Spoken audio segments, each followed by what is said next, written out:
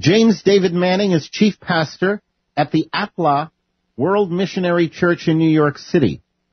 ATLA stands for All the Land Anointed Holy, which is Dr. Manning's name for Harlem.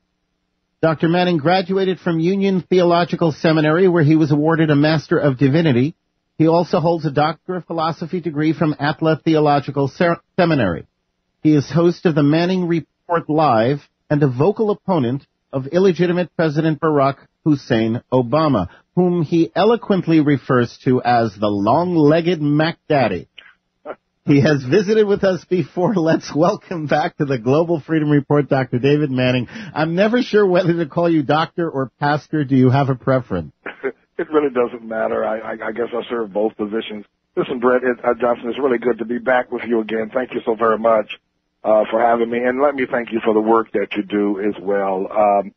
It is rare that you can find a patriot such as yourself that will speak truth and just unafraid of speaking it. So thank you for what you do. Well, thank you for that. And you know, this is not in response to that, because I also have something I wanted to acknowledge you for. I grew up in New York City, and I clearly recognize and acknowledge that every time I have ever listened to one of your sermons or heard you on radio or television, the love you hold for Harlem is so clear, so apparent, so ever present. It is genuine. It's not a vested interest love.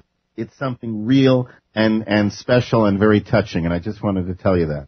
Well, thank you. Thank you so very much for acknowledgement of that. And I believe you're absolutely correct. I do love this community, and I pray that God will give me the strength to continue to do so. Amen. A recent Rasmussen's report poll found 54% of likely voters think that Obama has a good shot at being reelected in 2012. Now, considering all he has put the American people through, Obamacare, amnesty for illegals, tax increases, spending increases in the midst of a depression, and of course, the fact that he's not a natural-born citizen, do you think it really is possible he could be reelected? And if so, how is that possible? How can that be? Well, you know, Rasmussen is one of the most respected, if not the most respected pollster in America today, and they've called nearly every election over the last 4 or 5 elections within a point or two.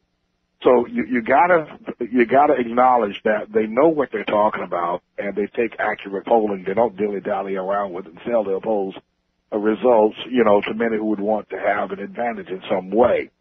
But I think the thing that's frightening about this poll, it indicates that Obama has a pretty good chance, a little bit better than a pretty good chance, of being reelected. This poll was taken on this past Friday, even after the big stock market slide and the great debacle of the debt ceiling argument. And if Americans are still willing to put this man back in office after all that has happened, it says that something is dreadfully wrong with this nation, that they are not willing to kick him to the curb. They're still considering him, and in a powerful way. There's something going on in this nation that we need to examine beyond Obama for them to have for him to be this strong in the polls as of yet. He's done nothing except destroy this nation. Well, and I would agree with that, but, I mean, has the opposition to Obama just evaporated, or is it that the opposition to Obama is being kept from the awareness of the American people? Maybe we're supposed to believe the opposition has evaporated. I mean, I don't know, because I have no answers here. I'm hoping you do. Well, Brent, there are a couple of things. I think that when we consider opposition, the word of God cannot be mitigated, whether you like it or not. And what we are witnessing with Obama is a person primarily who is ineligible to hold the office. And everybody in Congress, the courts, the media, academia, and business, they are at least casually aware of this, if not intensely aware of the fact that Obama is ineligible, and yet they have worked to cover it up. That makes their argument very weak. I remember many years ago, I was having a problem in our church with a number of people that were opposing me, and I was on the brink of being put out of the church, and God spoke to me that night in the prayer meeting and said to me, these people are arguing from a position of wrong, and they don't have the internal strength. When you're right, your argument is much longer and sounder. And the reason why the Republicans' argument or anybody opposing Obama is so weak is because they know that they have been complicit in his presentation and his illegal presidency. And that's one of the reasons why they can't argue with the kind of strength that they need to actually come out fighting him with. Yeah, but that doesn't make sense. That just from a purely political perspective, and if there's an independent on this planet, I'm it. So I'm not a Republican, I'm not a Democrat, I'm not anything. But from a purely political perspective, if I was a Republican, a typical Republican official or strategist, and I saw Obama's position around the debt ceiling thing, I'd go for the jugular. Take no prisoners. This is war. And I would use everything I could to just, destroy him, knowing that would give a great opportunity for a Republican to come into office next time around. So well, you're absolutely right. And I would do the exact same. In fact, I do that every day. I go for the jugular with Obama every day, and you do as well. The question remains, why is it that no Republican will do that? I mean, Mitt Romney is running around. I don't even know if the man can speak. I haven't heard him say anything recently. And now we got a few others. We've got Michelle Bachmann out there. And not to mention Ron Paul, who has won numerous straw polls, but the media keeps preventing people from knowing his popularity. Yeah, he's blacklisted to no end. But the deal of it is that nobody is speaking the kind of strength against Obama that needs to be leveled against him. And therefore, I'm speaking the truth against him. Therefore, the American people, have the sense that, well, maybe things aren't so bad. And then Obama's able to slam them anytime he desires to do so. We've got a sick going on in America today. And but I can tell you this, before the campaign is over with, we are getting ready to go into the heated season of it now. And, come the fall of the year, Congress gets back. We're going to see a little bit more mudslinging, a little bit more jugular attempts. It's going to get bloody. It's going to get really, really bloody after the Republicans finally choose who they're going to put up. They've decided on Romney, but it's going to get bloody.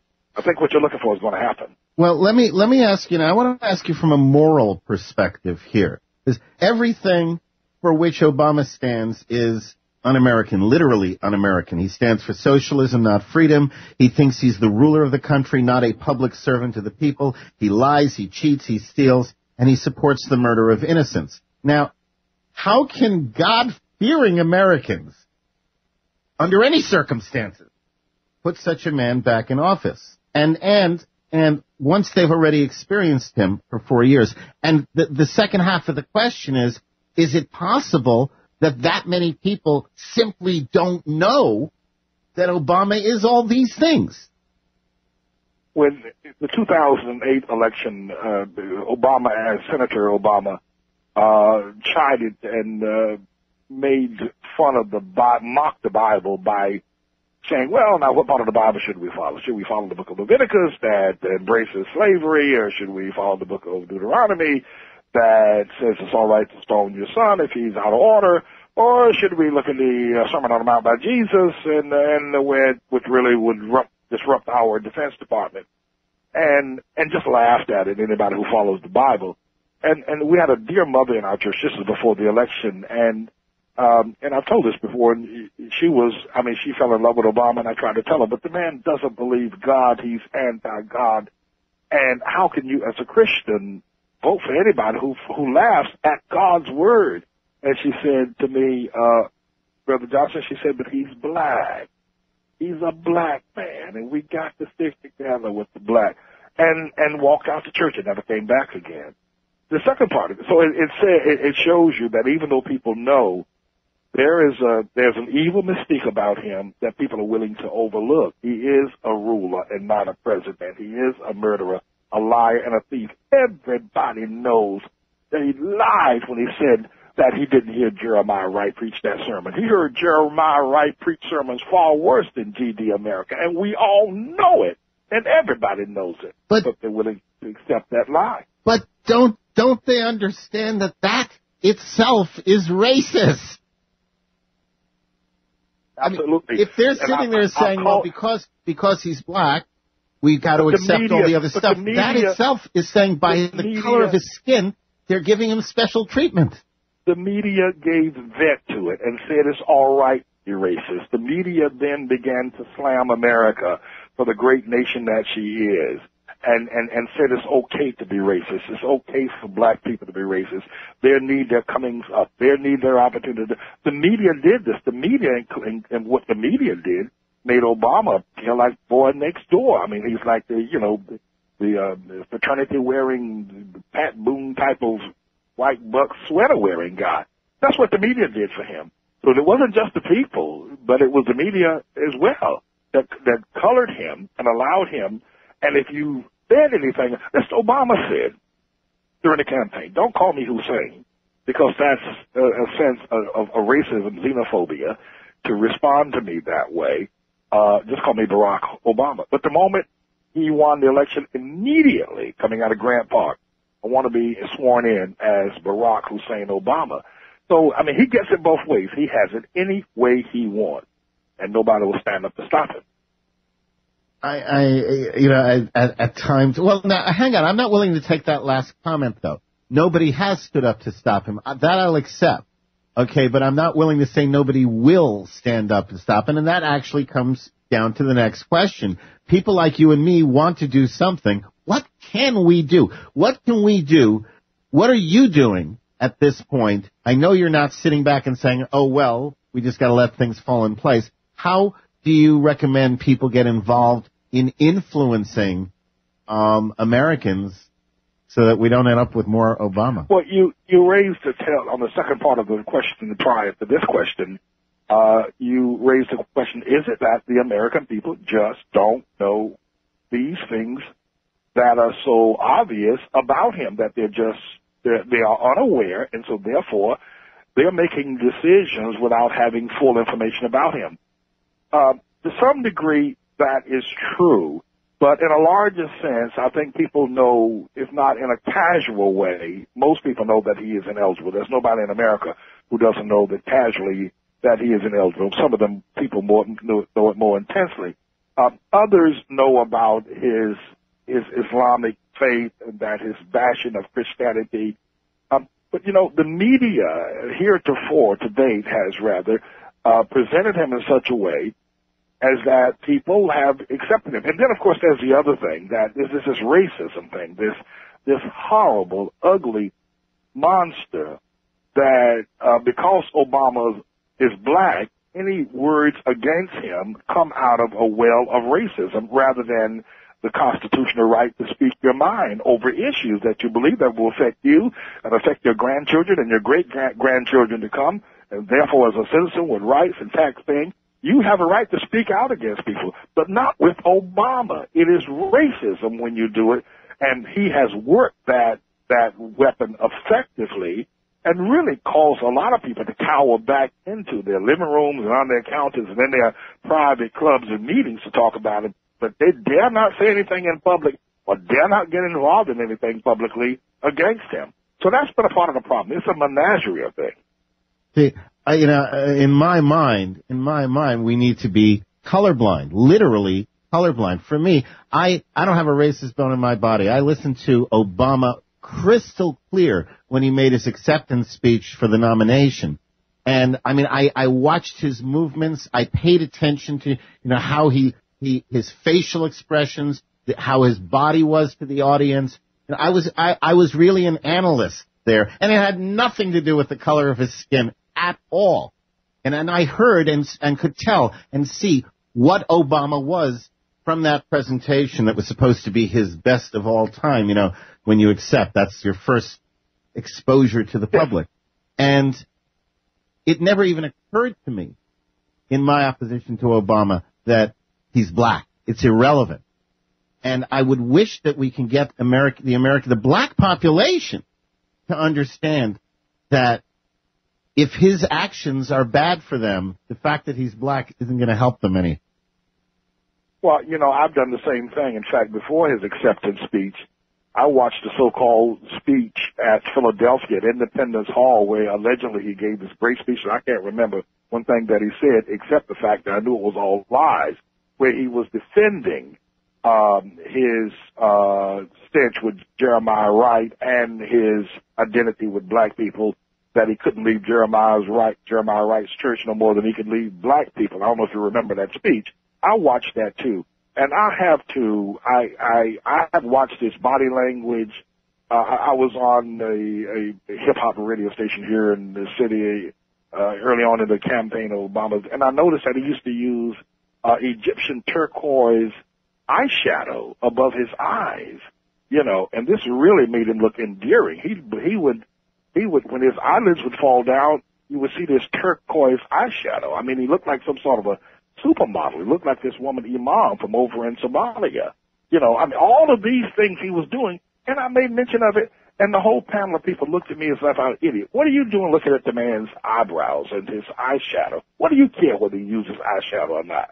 I said, but that's a telltale sign of something in his character. Men don't generally wear eyeshadow. Women do that.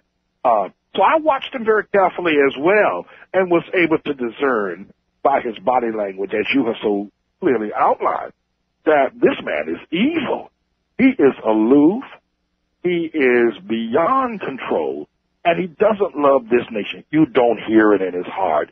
You don't hear any love for this nation or any love for anybody, quite frankly. No, he's a textbook Marxist. I think Karl Marx would have given him an A+ on that speech, in all honesty. I remember, now you're going to have to help me out with this. I remember you were actively involved in some kind of a court case concerning Obama. Was that the thing around Columbia University, or was it something else? And what happened with that case? Yeah, I was able to discover that Obama did not attend Columbia University as he alleges after leaving Occidental College in, I think it was 79 or 81. And I researched the matter for a year. And then I called for a trial, and I held a trial under the auspices of the 10th Amendment of the Constitution, where recently there's come down a ruling from the Supreme Court on Bond versus United States, where citizens have the right, citizens such as myself and yourself, have the right to adjourn, adjudicate a trial, and to actually have it binding constitutional. But at any rate, I held this trial to determine that Obama did not attend Columbia University, as he alleges that he did. And we were able to, I didn't deal with the birth certificate issue so much, but we were able to discover it. And with evidence, mountains of evidence, with testimony from people that attended Columbia University and people that, Columbia is in Harlem. A lot of people don't know that. I'm only 7 blocks now away from Columbia University. Yeah, nobody ever heard of him. Yeah, nobody ever heard of the man. And if you went to school with the man who became president, I assure you would remember that. If Obama had attended Columbia, all of those students in the year 81, 82, and 83 would be all over the place talking about, I remember playing basketball with him, I remember having lunch with him, I remember stuff. Not one person has come forward to admit that, or at least to verify Obama's. So we found him guilty on 17 counts of wire fraud, mail fraud, issuing a false instrument, and we found Columbia University guilty as well. The trial lasted for a week. We had a number of people come from all over America. We had people come from Germany. People came from Hawaii and supported the trial. It was an interesting event. And I got to put a bookmark right there. We're out of time. I love listening to you, but we are out of time. Where can people tune into the Manning Report? Simply by logging on to atlah.org. Excellent. That's www.atlah.org. Excellent. And they got me. That's it. David, that's it. We're out of time. But Dr. David Manning, thank you so much for spending this time. It is such a pleasure to have you on, and we'll have you on again, I know, in the future. Thanks a lot, Dr. David Manning. Thank you so very much. Please call me again. I will. God bless. God bless you as well. Dr. David Manning.